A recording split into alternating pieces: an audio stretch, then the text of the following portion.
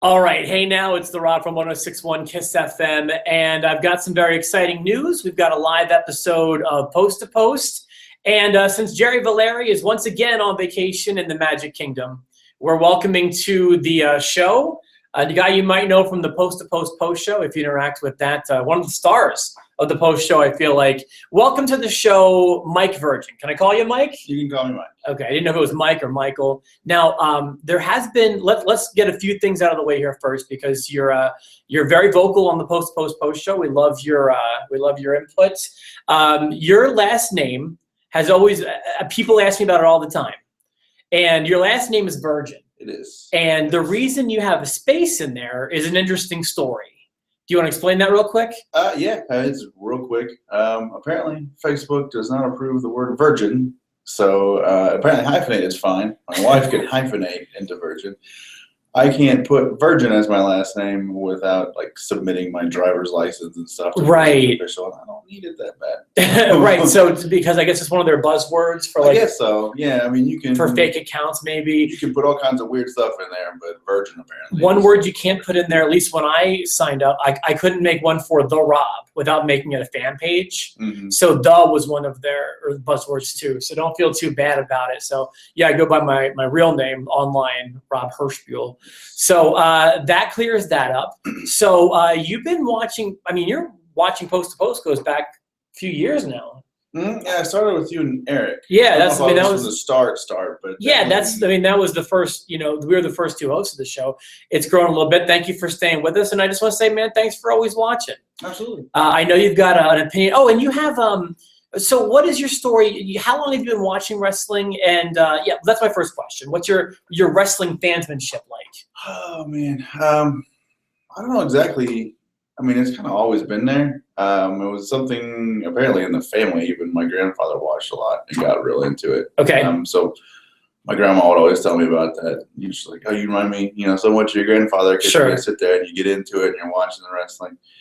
I've watched it since before I was really allowed to. I'd watch the pay-per-views in the Squiggly Vision on, whatever pay-per-view channel. Yeah, right, yeah. Trying to catch, I think, what was it? I watched, it might have been the Bret Hart and Austin match.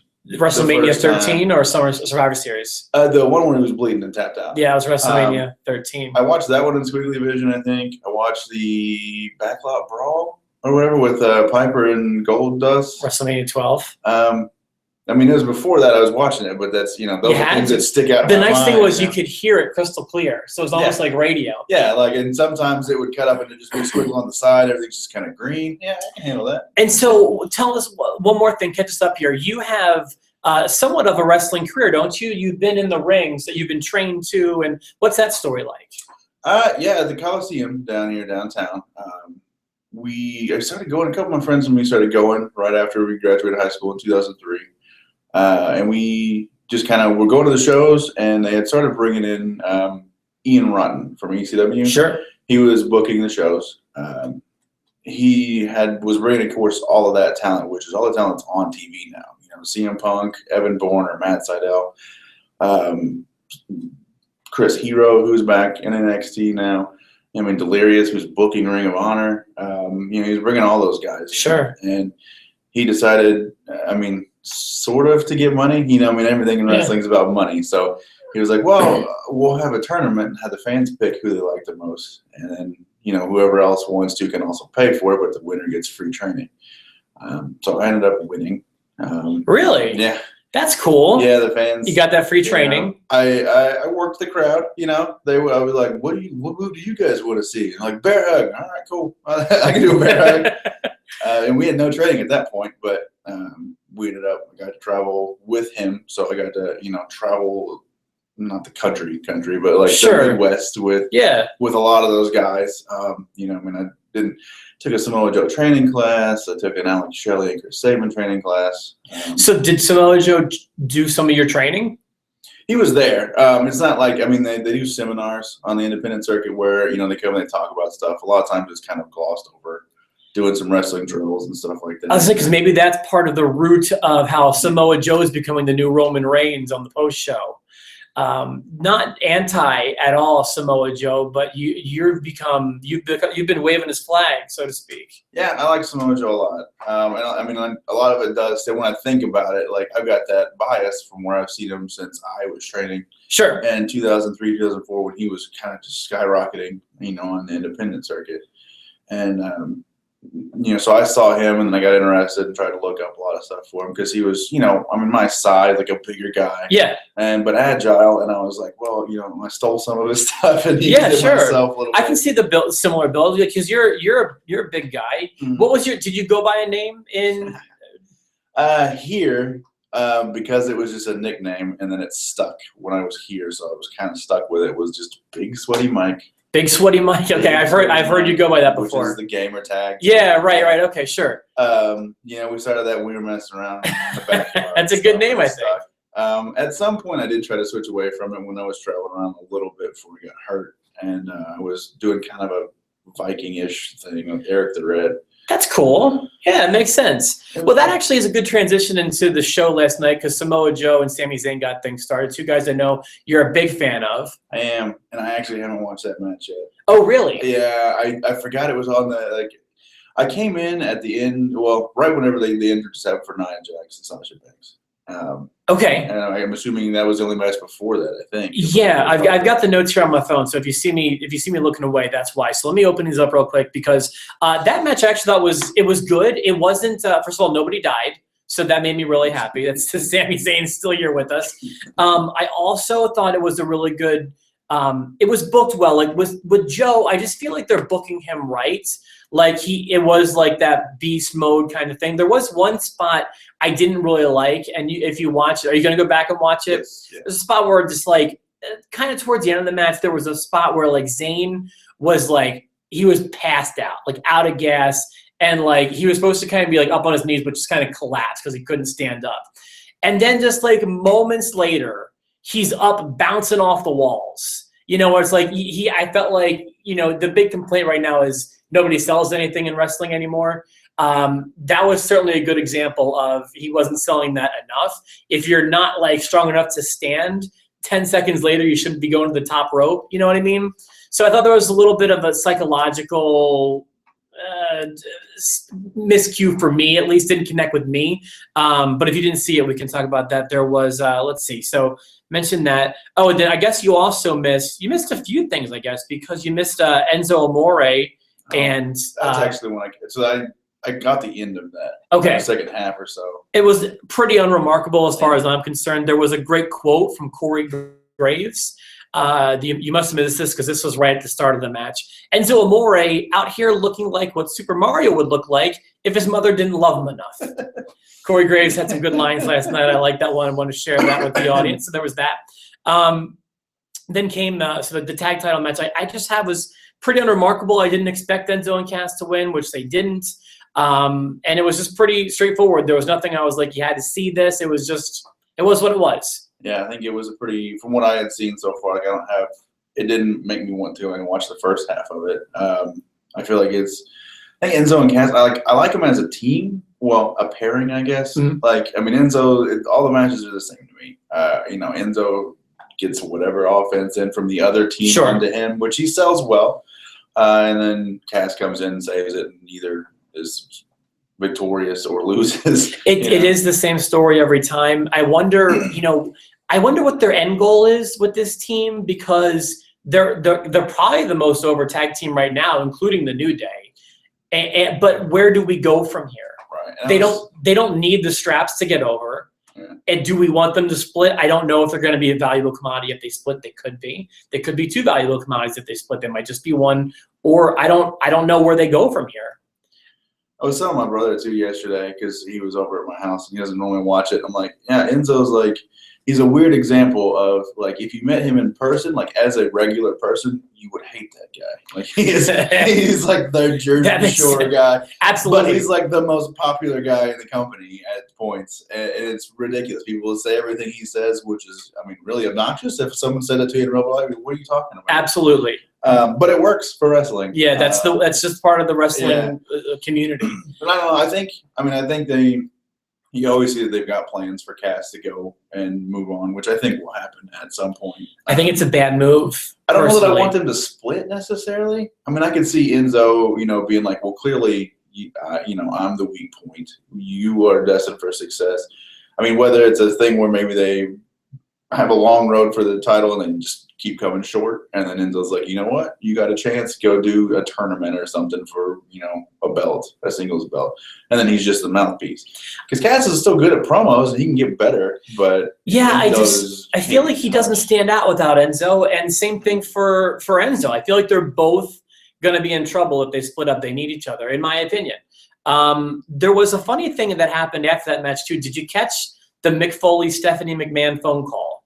I saw part of it. Actually, we were in the middle. My brother's over. We were cooking dinner and stuff. I saw him talking to her on speakerphone. I probably didn't catch what you're talking about. Okay, that's all I needed. Because if you want a great example of what wrestling is, Mick's office is just a phone on like a table with a table. Like that's the room. Could you imagine a room anywhere that looked like this? Right. With so much focus being on the telephone. Like that's why you have to love wrestling. Like, how does everyone not love wrestling? Makes me think about his original commissioner. Yeah. Where he's like, yeah, my office is in the deli this time. Like, what? He's like the washing machine. Yeah, I love that stuff. So I just thought, like, this is just so ridiculous. The office is just a room with the focal point is an old landline telephone on a table. It just looked ridiculous to me. I love that. There was something about the Nia Jax match that was kind of a revelation to me. And this is kind of not really talking about the match and just kind of getting off track. So yesterday, when the pay-per-view was going on, when her theme music was playing, for a long time there was no commentary. And I got to really listen to the words of her theme song. And I always thought they were saying, I'm not a monster. But they're saying, I'm not like most girls. Yeah. And I just thought, like, this whole time I've been thinking they're saying I'm not a monster, and I think those are better lyrics than I'm not like most girls. Your thoughts? I mean, I guess she's not like most girls, but I mean, I'm in the camp where I think she should be kind of pushed. It shouldn't have the ability to back it up, I don't think, but she needs to be more like a Samoa Joe for the women's division. I agree completely. She should be a monster. She needs to be steamrolling people, not like having even competitive matches. And you got the squashes, and then all of a sudden you got tiny little Sasha Banks, who, I mean, is fantastic, but at the same time, like, you should be throwing her around. And she did a little bit, and Sasha made that look great when Sasha was in control, flailing like a rag doll. Sure. But for the most part, that match, it bored the hell out of me. Understandable. I feel like she also shouldn't be talking.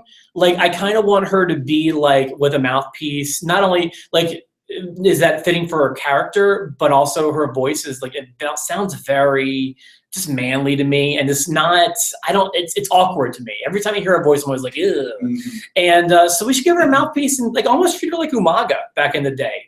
Just like have her be a monster, like a Samoa Joe type. But you're in the same family, like it's right, yeah. Well, you're from the same island, so they're all. You got one of two families, I think. Samoa Joe, the one listed as Samoan, is the only one not related to the rest of the right, exactly, yeah. So that was did I have any more notes about that match? No, and then there were the two other matches I got to tell you I could not care less about.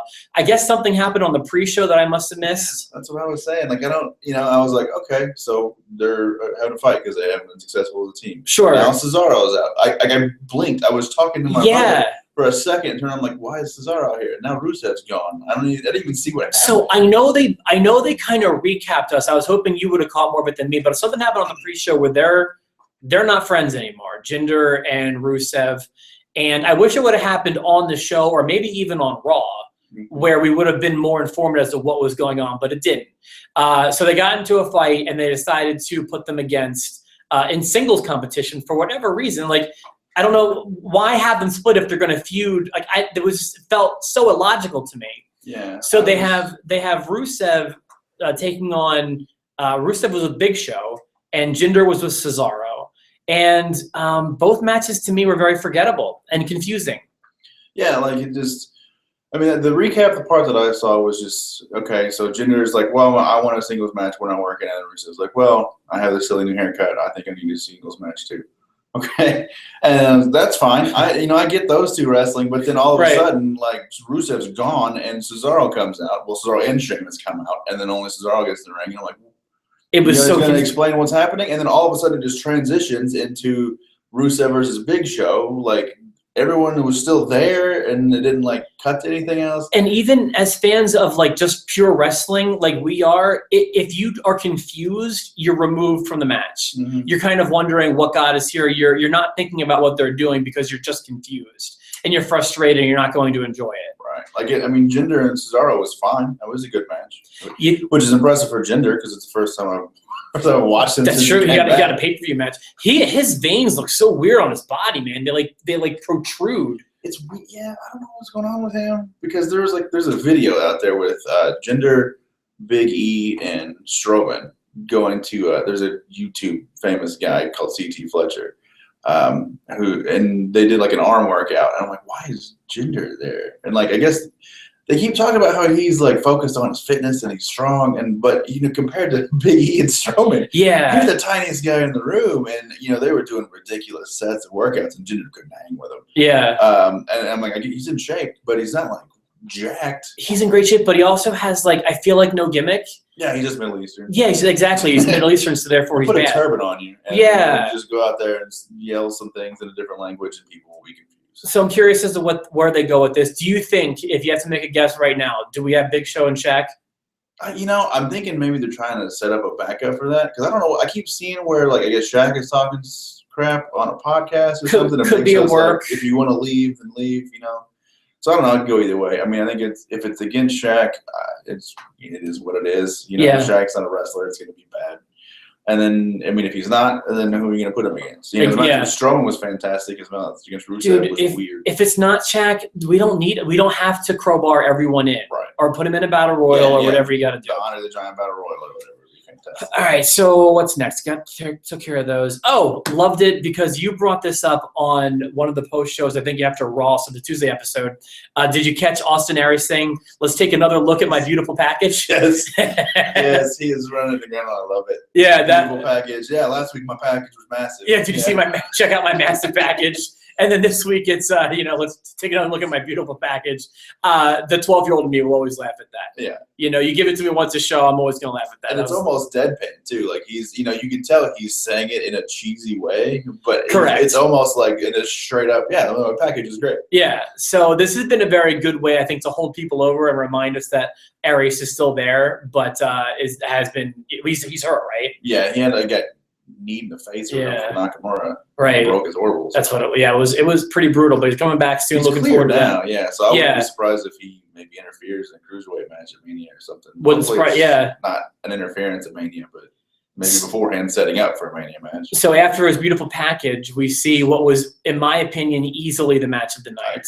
Loved this match. So much new innovative offense from both of these guys. Like Gallagher is a guy who, I love, but he gets a little stale when you keep watching him because, how many times can I see him do that handstand on the turnbuckle and then block him with his foot? I just, it was cool in the Cruiserweight Championship tournament, and now we're here on Raw, and I see in every match.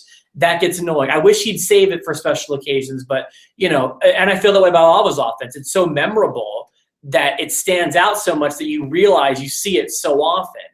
But some of those suplexes, man, that corkscrew 360 dealio from the second rope, just some of the stuff they're pulling out, incredible. I gave that match. It was fantastic. From the cruise with the purple ropes, they even grabbed my attention. Yes, even with the purple ropes, it was a success. So you agree that was a perfect match? I agree. Yeah, it hits both checkpoints because, like you said, having been in the business a little bit, I kind of look at it a lot of times from some different perspectives. And a lot of people, I think, in the after show.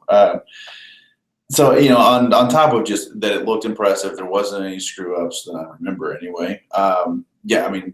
Gallagher landed real gross on a couple of those. Like the German suplex. Oh, that super was Lesnar-like. The first time it landed, I was like, and then they showed the angle, and I'm like, okay, it's not as bad as I thought it was, but it's still rough. But then when he reversed the superplex, and he was like, and I was like, oh, what just happened? And where was he gonna land? And some of those headbutts, my God. Yeah. What is his head, like a bowling ball? How does it not? That's what you got to do. You got to battle Neville's, I mean, he's got the superior speed, of course, you know, so you got to battle out with something. He's going to flip if you don't headbutt him in the face. Right, yeah, exactly. So just psychology works perfect on it, on top of just looking good, you know, from a fan perspective, especially after the string of slow, boring matches that had happened. it was a really good place for that match because we needed something to relight us. And that was just, I mean, so far this year, one of my favorite matches. I was very happy with that, especially coming from a cruiserweight division. They needed that. Mm. They needed a match of the night real badly. So there was that. I thought that Strowman and Roman, I have a lot of thoughts about this, I guess. I thought that technically in the ring, the match was what it should have been. It was hard-hitting. It was not a technical match. It was a brawl that I expect from two big guys like that. Are those my favorite kind of matches? No, but they shouldn't have done it differently because I don't like it. That's my first thought. Second thing is, it does feel weird that we had a clean win from Roman. What are your thoughts about this? I'm on the same boat. The first note I had was that I don't like Roman's sneakers. Like, I didn't see the entrances because I came back. I'm like, why is he wearing Uso's shoes? Like, that's yeah, okay. Separate yourself from the Samoan family a little bit there, and it just threw me off. I mean, it's fine. Like, I don't know if they're actually but you know what? boots, but the color and the different. It could have been their shoes. Who knows? It might have been. Maybe he forgot his boots. Yeah, it happens. They were brand new. There was no dirt on them before the match, so I realized as it went on. I don't know why I noticed that. So he didn't wear them walking around the island. Yeah, he was. Yeah, they didn't wear shoes on the island. It's barefoot. It's a stereotype WWE presents is to be believed. Right, and the coconut bikinis and the hula skirts. Yeah, hula skirts. That's wrestling Samoa. You only eat luau's for dinner every day. Yes. No, I thought my other comment about it that I made a note of was that you had it's weird how you had a few big man matches, like about Hoss battles. You know, Cesaro and Jinder, which is sort of Hoss, even though they're a little more agile. Big Show and Rusev, and how those could be really. I mean, not that Cesaro and Jinder was boring necessarily, it was just there. It was solid. It just was there. Yeah. Rusev and Big Show just was boring to me. Both of those, they weren't bad. They just didn't stand out. Yeah, and then out of all things, for me specifically to say, the example of what another big man match should be involved Roman Reigns. Mm-hmm. Like, you know, up until I couldn't tell you a match that, I mean, not that he hasn't had good matches, but I couldn't tell you one that I was like, that was a good match until these two with Strowman. You call him wrestling tofu, yeah. That you? And it's a great example because if you put him in there with a Daniel Bryan and you know a great wrestler like that, he has great matches. Mm-hmm. If you put him in there with a clunker, you get a clunker match. And this time you put him in with Strowman and you got a brawler match. And I thought that was appropriate. And I think that's a really good term to describe him, wrestling tofu, not as an insult, just as an accurate description of what he does. Yeah, he can't carry a match. Like, he can't create the match himself, but he can hang in there with people who can. I feel the same thing could be said about Cena in a lot of ways. Mm-hmm. If you put him in there with an AJ Styles, you get 5-star matches. You put him in there with, I don't know, like a Big Show from 2006, and you got those matches, you know, and those aren't as great. But it's just like that's just what he does. Right. You know, he doesn't really make people better or worse. Mm-hmm. So, what do you think of the decision to have him go over clean? I hate it. Yeah, I mean, like, why would you build Strowman up as such a monster, and it wasn't even like, I mean, Strowman got most of the offense in the whole time, and then all of a sudden, I mean, he probably hit less finishers in this match than he did like in the segments. Right. Yeah. Like, you didn't hit him with 16 Superman punches and a spear off the top rope or whatever. Like, yeah. Like, I mean, you built him up to this point where it's like, well, I'm going to need like a gunshot or something to win. And then you kind of do a spear and you just pin him clean. It was a Samoan drop, I guess, is what beat him. Right? Well, and at least there were like they left it all in the match. You know, like they had reason to be exhausted. Yeah, it was because I think my comment now that I remember about it was that Strowman did most of the damage to himself. That's like kind of true. He ran into stuff. Yeah, he did a splash. But that's okay because he's big. You know, that's how you take down a big guy. And the psychology's there. I love the match up until he lost clean. Because as far as the storylines, it doesn't make sense to me. You know, I have no problem with him losing clean if it made sense. Yeah, I would agree with that. So yeah, psychologically, the match was on point to me, and really, it wasn't a bad match. So no, it was fantastic. Like I said, it's the fact that Strowman is that good is scary. Because I mean, he's only been actual wrestling experience maybe 2 years. You know, most of it was just following Bray around. I was really worried that when he left the Wyatt family got drafted to Raw that he would flounder, and he's doing pretty well. I mean, it could still get screwed up. Like if they don't capitalize on this forward momentum, which I mean, he took a hit last night, but it's still moving forward. Yeah. They need to keep that going. They need something for him good at Mania. And I'm curious as what this is going to be. It seemed like a real prime spot for Undertaker last night. Didn't happen. In fact, really, as far as surprises go, you had to wait till the very end of the show for the only real surprise to happen, and that wasn't even really a surprise. Yeah. We'll get to that. Is that next? There was the women's title match. God, I'm confused. Yeah. I mean, how confusing is this? None of it made sense. Yeah, I mean, like, I figured if you're going to have Charlotte lose, you'd have her kind of win by DQ or something where they kept her streak in check. Or, like, if we're going to have Bayley win, why did Bayley win on Raw? Like, I'm so confused by this. Yeah, it doesn't make any sense to me either. It's, you know, I mean, Sasha came out and interfered, but not really. I mean, the whole purpose of the whole purpose there was just to set up a triple threat or whatever for Mania. Yeah. And that's where that's going. I'm still thinking 4-way, but yeah, I think, you know, some sort of multi-woman match at Mania. I mean, you know, to me, it doesn't make sense for Nia to just be back. Like, I'm assuming that would be the fourth person. That's what I'm thinking. It does, at this point, it doesn't make sense. Like, okay, so Sasha beat her clean and then interfered with the other match to put her into that, which, I mean, just penalizes Nia, which I don't like Nia, so it doesn't matter to me. But I don't dislike Nia. I think she's got potential. I wonder, you know who she should be booked as? Book her exactly like Awesome Kong. Yeah. It's exactly who you need to. And I think that's what they were trying to replace her with, which is a shame that they just didn't bring Awesome Kong. Her voice is weird. Awesome Kong's that's the opposite. Her voice is so high and it's weird. And what a shame that whole thing was, where like she came in and had to go and couldn't come back. The whole thing was weird, but that's another story for another day because now we got the title match. And wow. I don't know, man.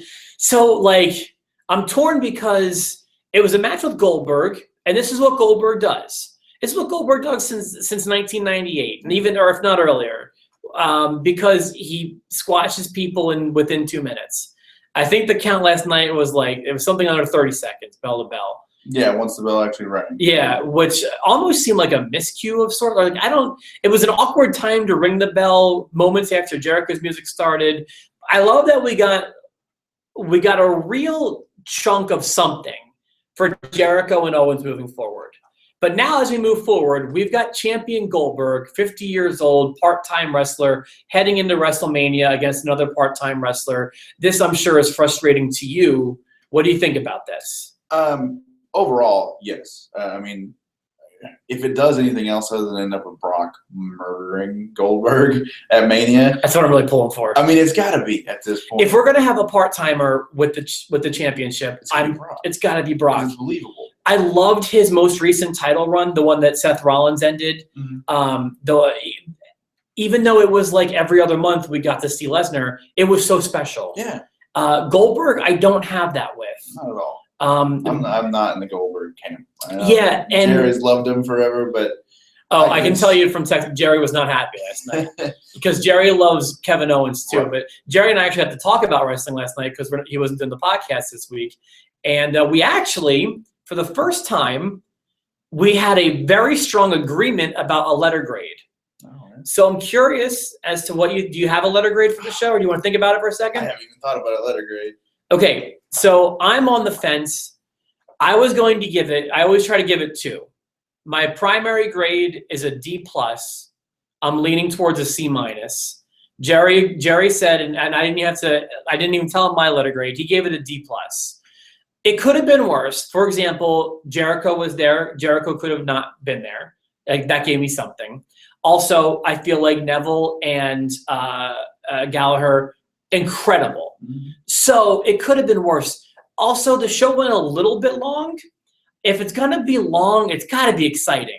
Yeah. And the show was so dull up until Neville and Gallagher. And then, you had the squash, which I really wish didn't happen. You had Reigns going over, which I wasn't happy with. But I'm going to give it a D+/C-. And now I look to you, Mike. What do you grade this show as? Man, a D+ is probably pretty accurate. You know, I mean, if Neville and Gallagher wasn't. Oh my God! Imagine. It would have been. I'd have been mad. Yeah. No way to watch it. Like, yeah, it would have been brutal. Like even reading reviews on that, I'd have been like, okay. But yeah, I mean the Neville, like I can deal with. I mean Strowman and Roman, I was interested in, and it was fine. I don't like the outcome just because I don't know what they can do from here. But they did the best they could. Yeah, so those two matches were fine. I mean that's A or B quality match if the rest of the card was like that. So I mean, even with bad finishes, you can still have good matches and I can enjoy it. But the rest of it was so slow that part didn't make sense. And then I love, like I said, I love what Jericho coming out did for him and Owens going into Mania. Right, it gave it a lot of gasoline for the fire. And I know I'm kind of the conspiracy theorist here at this point, but I feel like maybe they just chose poor reactions to show, but I don't know how legitimate those responses were. Because like they would, they'd be chanting Goldberg, and then they'd cut to one sign that said like Owens fears Goldberg or whatever, and no one is chanting or clapping. Some people are looking at their phones, and then they would like whenever they introduced Goldberg, there were boos, and then cheers came in, and they cut to people like putting their thumbs down. And then they went to Owens, and cheers came, and then boos came, and you got people clapping in the background. I'm like, you guys are either choosing real poor shots of the few people that like him. And of course, by like the third time Owens went out of the ring, people were like, yeah. My favorite story about like fake cheers and boos, it has got to be from TNA, because when they were doing it, like in like 2000, I'll say 9, like I have a surround sound in my living room or whatever, and set up properly, and their fake cheers and boos would come in through different speakers. Like so noticeably, it would come only from the back speakers where the other crowd audio is coming from. It would be really funny to me. So I love that. There's like 35 people in the crowd. Yeah, right, exactly. So, but that's a story for another day. I want to thank you for coming in. I do want to let people know we have other guest hosts lined up this week. There will be an episode tomorrow recapping Raw, and we're also planning a Thursday episode if we can make that happen. So I've got hosts lined up for that too. I want to say thank you so much for coming in. Thank you for always watching, and I love your opinions on the post show, and I just want to say I appreciate you being a part of the show, man. Thank you very much. Absolutely, it's a good time. Yeah, of course. And if we ever need you again, you're always welcome to come back. So for myself and my partner, my tag team partner today, Mr. Michael Virgin, we say adieu.